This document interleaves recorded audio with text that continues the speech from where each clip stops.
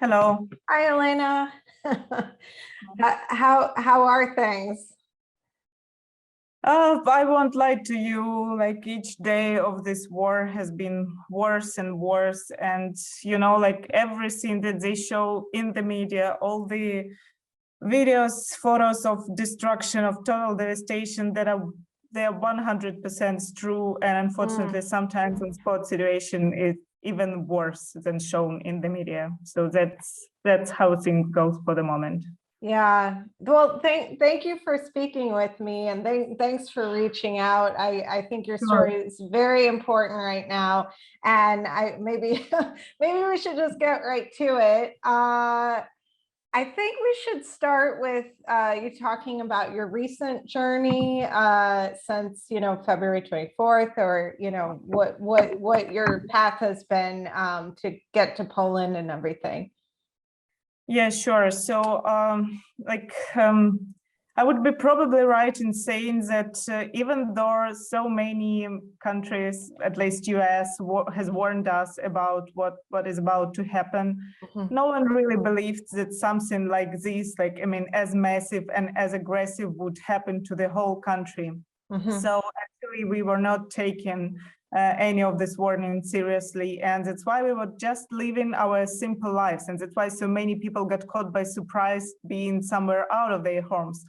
And so was I. I was on a work trip. I've been doing location scouting for my feature documentary, and it was about Donbass. So we've been in the eastern Ukraine, in the city called Kramatorsk, which is a kind of administrative center. So many international press was made there, and like everybody was just having fun, sitting at cafes at night, like even international press, no one took seriously any of this warning. But like just one of the day, the February 24th, we were waking up by the sound of missiles, and we hide in the basement of the hotel, and we managed to get a car in few hours time. And we even by that time, we thought that like the only thing that we need is to get out of Donbass, because obviously Putin was trying just to have these two regions, Donetsk and Lugansk regions, to himself. Yeah. But like by the time we reached Kiev, Kiev also became one of the most heated spots in the whole Ukraine. And we were not even sure if we would be able to get inside the city. And we were riding in the car, reading all this horrifying news out loud, and people started sharing pictures, and no one could even believe what's happening. And like my problem was that I live in outskirts of Kiev. So it's a very nice neighborhood, like forest area, lakes, and I specifically bought apartment there, like to be far away from this city noise. And the problem is that the military air base, where also the biggest airplane in the world, Dream, was based. It's situated just like some 5 kilometers from my home, so it was one of the main targets for Russians from the very beginning. And like the very first day, we've got this news that most of the roads have been destroyed, and like updating news in 30 minutes, and you would see that one more pass was not an option anymore.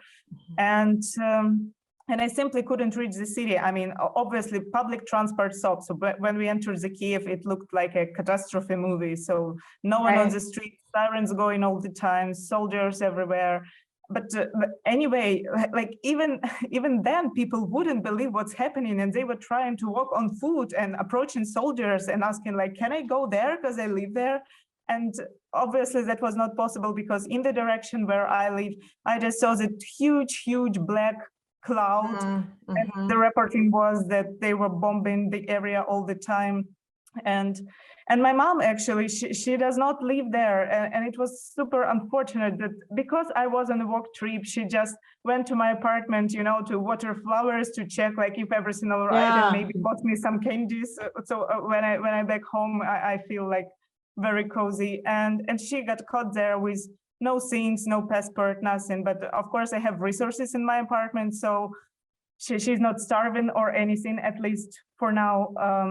But she was not able to get out of there, and I was not able to get there to get any of my personal belongings or my international passport. And I spent one night in Kiev at my friend's place, and this night was enough for me to realize that it is not a place to be, and it is better to go out of here as soon as possible. So as I had no place to stay, and practically all of my friends, because these battles, they are scattered all around the country and all around the city, and they cut out all the roads. So it's impossible to get to any place practically. And so many people and families, they got split.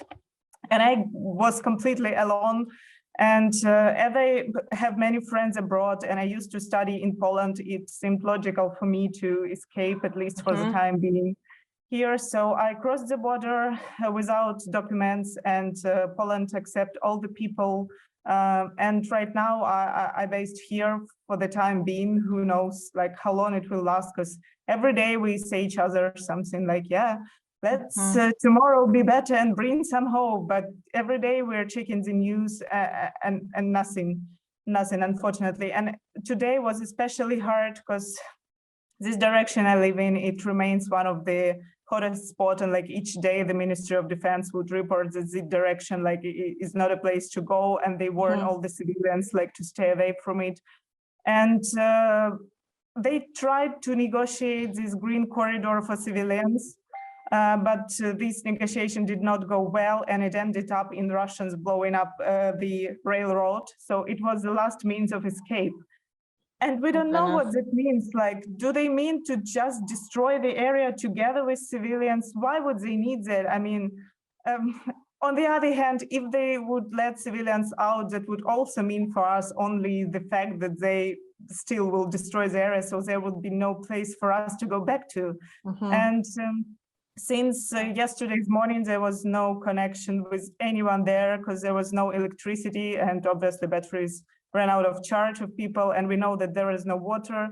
And all the Telegram chats and like hidden groups on Facebook, they are now filled with these horrible rumors about, I don't know, someone being killed, shot down, like about some pregnant women, I don't know, trying to escape and being, I don't know if this news are fake or not, but like living in such, you know, crowded and fake-filled media environment is not easy at all, but then you don't have any connection with your family. And like the last words from them was, we are going to the basement because they're still shouting and like artillery and bombing and planes, and we don't know what's going on.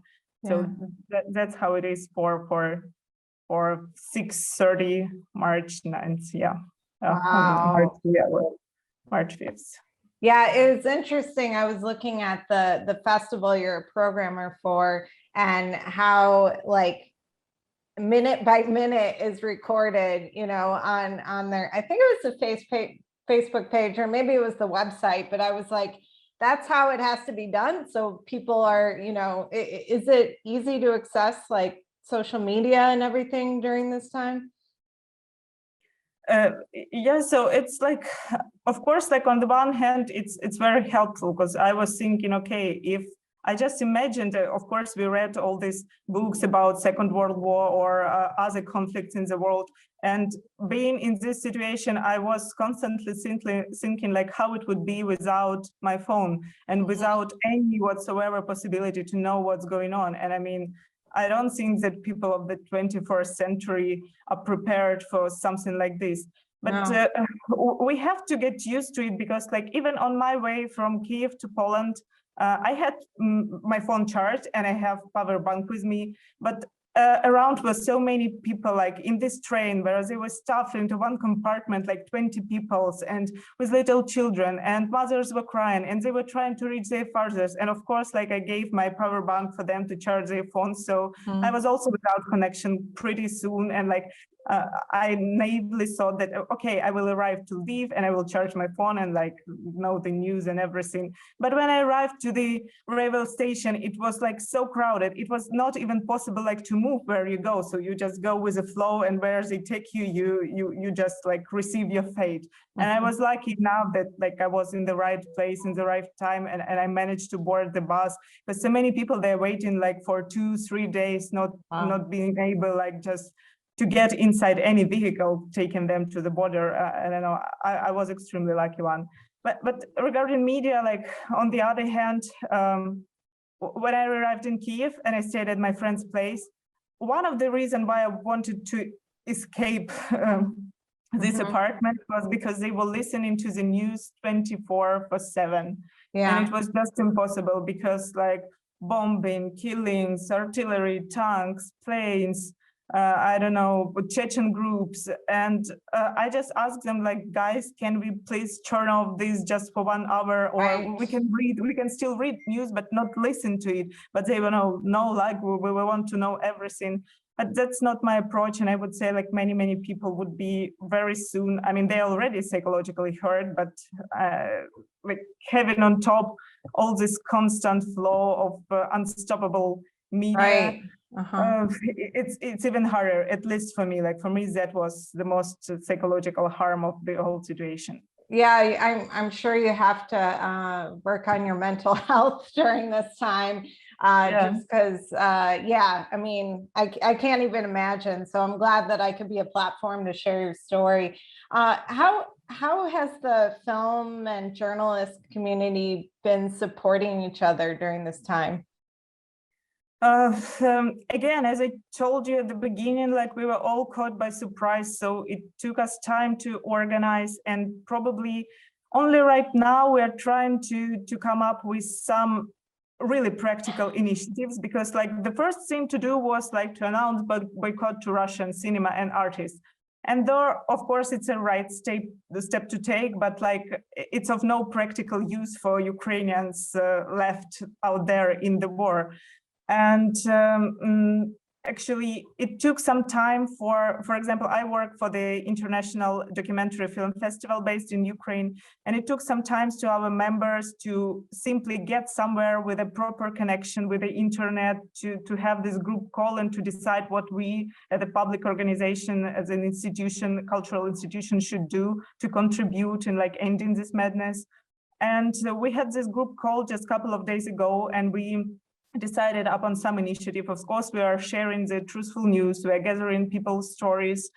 We took this very personal approach because there is enough of official information by the ministry and stuff like that, but we are collecting personal people's stories. And we are storing only pictures and videos that were taken by our team or the people they know personally. So nothing taken from the internet. And we hope that like in some time it could serve as evidence if ever anybody will be, you know, judging those people perpetrating these crimes. Also, like regarding this boycott, I wanted to say that we've discussed like, should we definitely like exclude all the Russian artists from this cultural stage? And we agreed that we should not, and that there are so many talented people in Russia who suffering from this regime as much, and we need to be in contact with them, and maybe they can be those people who will somehow contribute and persuade other peoples in Russia, like the common population, and tell them what's going on. So we decided to launch this broadcast, and yesterday we had our first session. We invited Ukrainian filmmakers, and they shared their truthful stories, and there were several Russian people, and they asked questions, and we answered in Russian language, obviously, so we can communicate without any barrier. Not many people came from both sides because like we agreed on having more, but so many of them were under attacks, and like the sirens went just before the broadcast. So they texted like, sorry, I'm hiding in the basement, there is no connection there. So we, right now it's a big problem because so many people don't have electricity or proper connection to organize something. But we, for example, me also as a program coordinator today, I reached this network of the human rights film festivals. And right now we will be spreading informations and videos and our stories.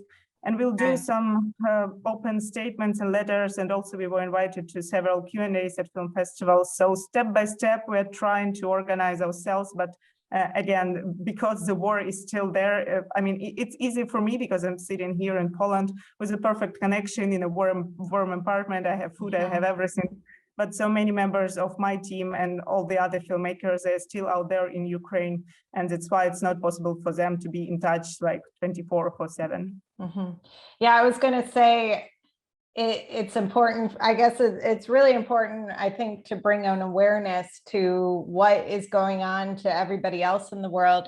And I was going to ask if you had a message to, I guess, the United States and the filmmakers here, or, you know, just America in general. I think people, you know, see the news and they know that it's an awful situation, but obviously they're not there, like on the grounds. Would you have any message for the Americans, or just, you know, US filmmakers, journalists? Yeah, so. Yeah, I obviously I think I'm going to be asked more of these questions next few days, and I have to think of a very precise answer, because it's also contradictory, and it's not that easy to find the right question that would solve all the problems. But during these days, I was thinking that what happened has not happened just out of nowhere. It has not happened immediately. And I am very sad, because I understand that from now on, cinema speaking Ukraine will be only and exclusively associated with war, and more projects that will appear will probably reflect on our experience.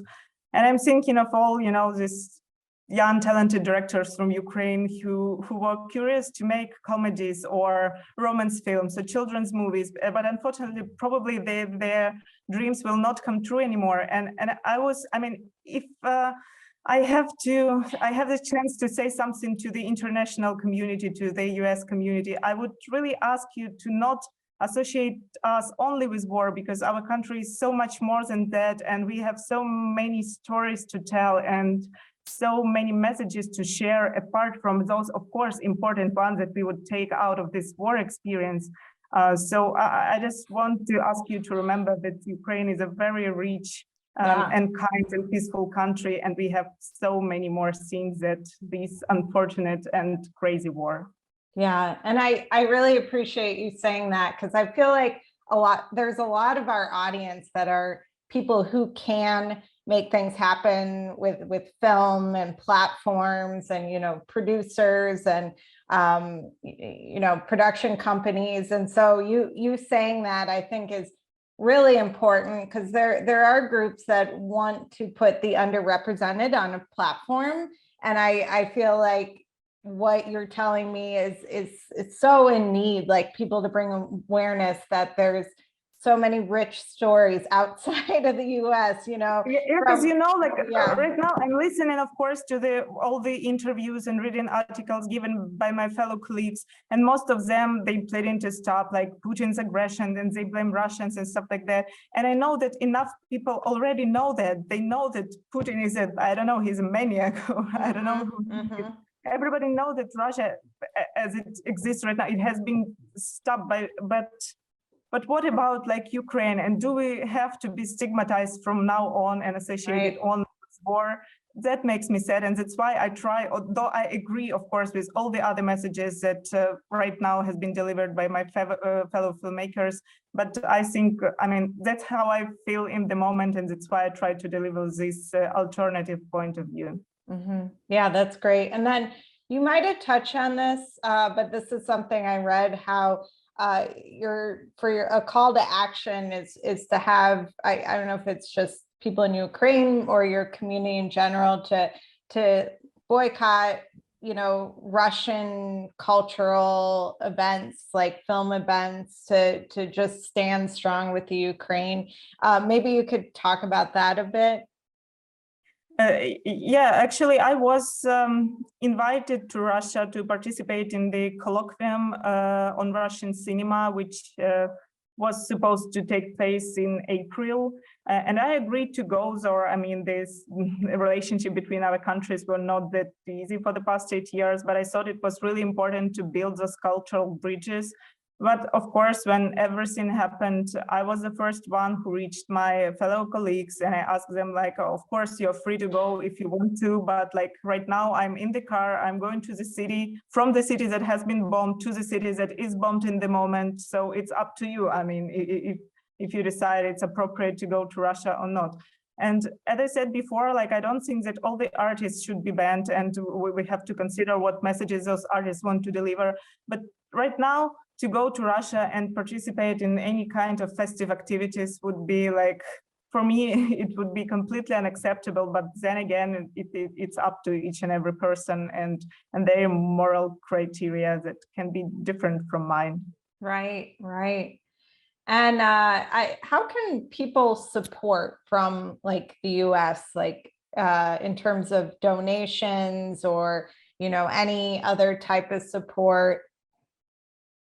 Oh, I am not politician. I believe there are some steps that could be taken to help this end pretty soon, but I'm judging from what other more experienced people saying, and it's obvious that neither NATO nor other Western country would engage in this war, because there is a danger that someone will just press the button and we all be gone for good, you know. Yeah. But that means only the thing that like Western world would probably sacrifice Ukraine if they realize that it's like guarantee the safety for the whole other countries. And from some point of view, this is logical. I don't know, at the moment, I can judge only by my experience. And for now, I can say that Poland and all the other countries from Europe, they take a great care of refugees.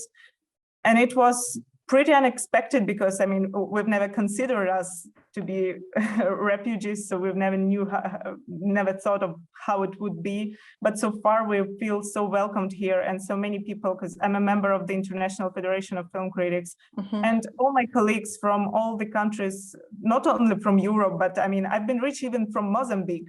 And the guy wrote to me, like, of course, I understand that you would not probably be anywhere around Mozambique, but if you ever are there, like, you're welcome to my home. And right now, there is a big problem for people without documents and people like escaping with no personal belongings. And there will be a lot of bureaucratic problems, and a lot of conflicts probably will also appear within societies. So what Western countries could do is to think of a proper legal way for the people to stay here, to find work as soon as possible, because Ukrainians, they're very hardworking people, and a lot of them just afraid to go abroad because they don't speak the language. And they call me and they ask me, like, but what am I going to do there? I'm not going to sit in the refugee camp, like just doing nothing, receiving help. Like it's one of the most scary things for them. So like I don't know, to organize language courses, to think of the way that people can be engaged either in help or work or somehow to be integrated in the society. That's the way to think, like, and that's the question that has to be solved by the government of European Union, particularly, obviously.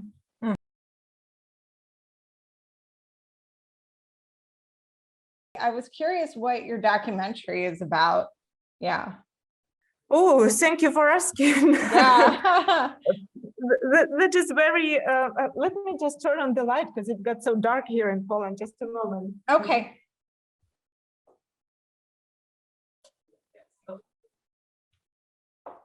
And I will, yeah, it's better now.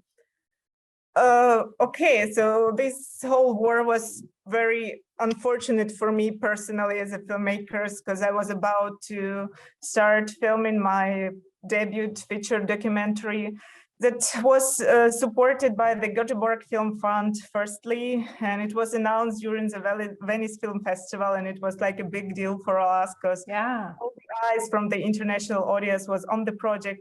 And for me personally, it was super important because I mean, I just told you that I'm afraid that Ukraine will be associated with war, but it has been the case for the past 8 years already. And me coming from Donbass, I felt very sad about that because I had this complete different perspective on my native land. And I'm very fond of it. And I mean, it is so beautiful and it is so rich, and it is mainly industrial, but it has chalk quarries, it has salt mines, it has coal mines and metallurgical plants. And my documentary was to be this visual approach to depicting all the industrial processes and the power of nature. And also, like, I started to learn all the industrial folklore, and it was super unique, like, you know, these tales of coal miners. And I remember my grandmother telling me those tales about the spirits of mines that would, like, either endanger or save the miners. And it is super interesting. And when we started making this documentary, I was really afraid that when I go there to Donbass, and people there are very tough because, you know, they're working people. They don't like some stupid people running out with cameras, putting cameras to their faces. But when I arrived there, they were like, finally, somebody making project not about war in Donbass, but about us, just people living there. And their reception was so warm and so welcoming, and they shared with me their personal stories, their routines, their small details of their lives. And it was so super precious. And like, we finished this second round of location scouting, and we agreed on each and every location imaginable that we couldn't even dream of, but everybody was like, yes, please do come and we will help you with everything. Right. Yeah, it was about to happen. And my goal was like to bring this alternative image of Donbass to the world. And I mean, of course, I keep hoping that it will happen one day and the Ukraine will win back all the territories. But still, like, frankly speaking, our country, our state will have other priorities than financing films for the moment. Who knows what will happen? And like, funny thing is that even though it's war and my producer got stuck in Ukraine, but like yesterday she texted me, Lena, are you sure that the drives are safe because we left them somewhere? Like, are the materials safe, everything that you shot on this location scout? And what about the equipment? Do you know? And I was like, give it to rest, save yourself. And she was, no, we have to like keep the project going. So we're all hoping, of course. And my DOP also contacted me asking like to send the links to Google Drive with all the materials. So we have it like in different places just in case. And so many other projects were stopped by these events, of course. So it was very, very unfortunate for all the Ukrainian filmmakers. Yeah. Oh, so keep me up to date about this project, because I would love to like continue to follow it and, you know, promote it on our website, because that sounds really interesting. And I know there's a lot of people that would love like to watch a film like that.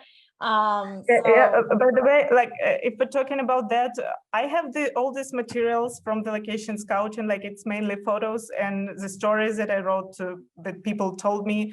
And I was thinking about maybe I can do like a series of articles for like promotion of the project. And yes, if you know the way how we can spread it and share it. I mean, I don't have time like at the moment, but I believe like next week I will start doing that because I have to occupy myself with something, otherwise I would go crazy. Right. And so I was thinking about at least keep the project going in that way for the time being. Yeah, I mean, if you want, I'm going to start getting funds for Cinema Femme soon, because we're a part of a fellowship and we have our festival coming up that we're getting sponsors for. So maybe we can work out an arrangement where we tell your story on our platform, or I can connect you with other, you know, online magazines that, you know, might be interested. So you just keep me up to date for that. But I would love that, like, just to be like, you know, you run the show, but I have the platform where you can kind of tell your story, and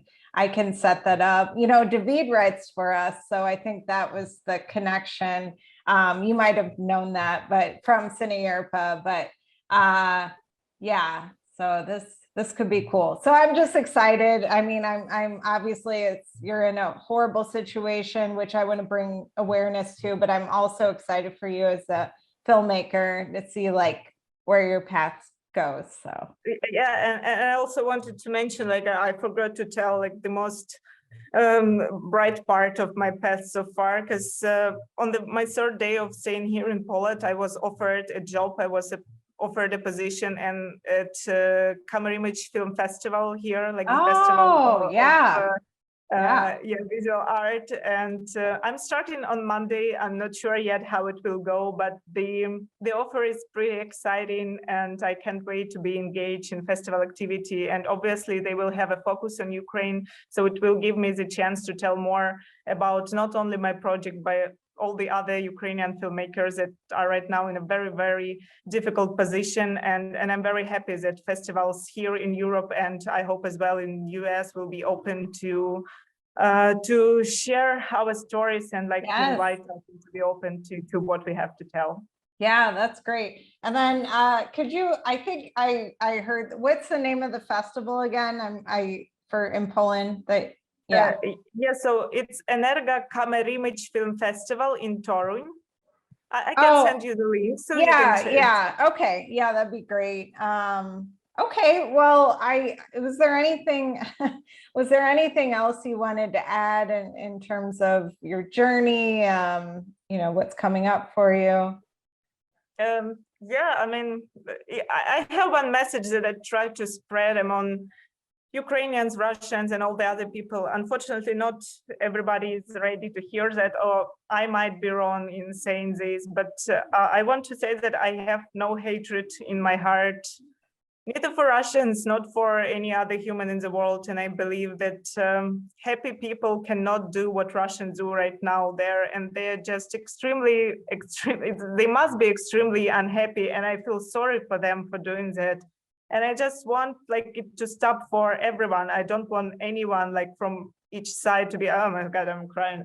Yeah. So I just want people live in peace, and I don't know, imagine all the people, Right.